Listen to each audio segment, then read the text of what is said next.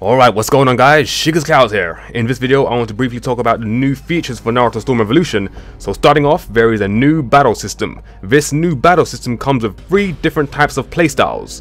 Let's start with the facts. The first is the Ultimate Jutsu type.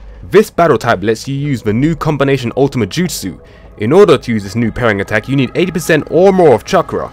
To achieve this, you have to press the standard button commands, which is triangle, triangle, circle. Having your team gauge to its max lets you use your team ultimate jutsu, just like the previous Storm games, except now you see the combination jutsu inside instead of your solo standard ultimate. To fill up your Storm gauge, you must use your supports. Now the real question here is this the only type that can use an ultimate jutsu, period? Because what we see on the screen makes it sound like that's the case. We'll talk about this more later on. The next battle style is the Awakening type. This battle type lets you go into your first awakening once your Storm gauge is level 2 or above. In other words, when your Storm gauge is half full, then you can use your right analog stick to switch into your awakening. So to clarify, this is not an instant awakening. During this level 1 awakening, only your battle style is changed. So basically you won't be able to see any significant change from your base form and level 1. Now once you reach your max Storm gauge, which is level 3, you can then go into your second awakening by holding down triangle. Almost like before in previous Storm games, except now you can do it without having to lose your health. To fill up your Storm gauge for the awakening type, you or your opponent must lose health. As the screen says, this is the only type that can use an awakening. Now the final battle style is the Drive type. This battle type lets you switch your support types between attack and defense. To switch your drive between the two, you have to flick the right analog stick. When your team gauge is full, your attack and defense both activate at the same time automatically.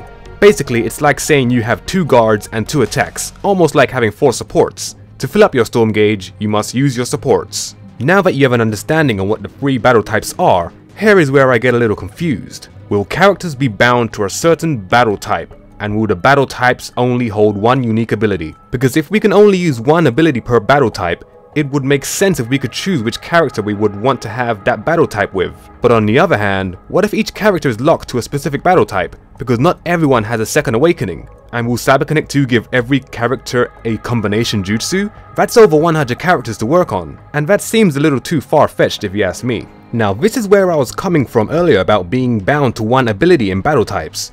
Alright, so let's say the characters are restricted to a specific battle type. Would this mean we could use multiple unique abilities like using an ultimate jutsu on the awakening type? What about awakenings on the ultimate type? Because if there is multiple abilities, the 3 battle types won't be balanced. The drive type would hold a slight advantage. It would be the only type that can hold the drive ability while carrying another.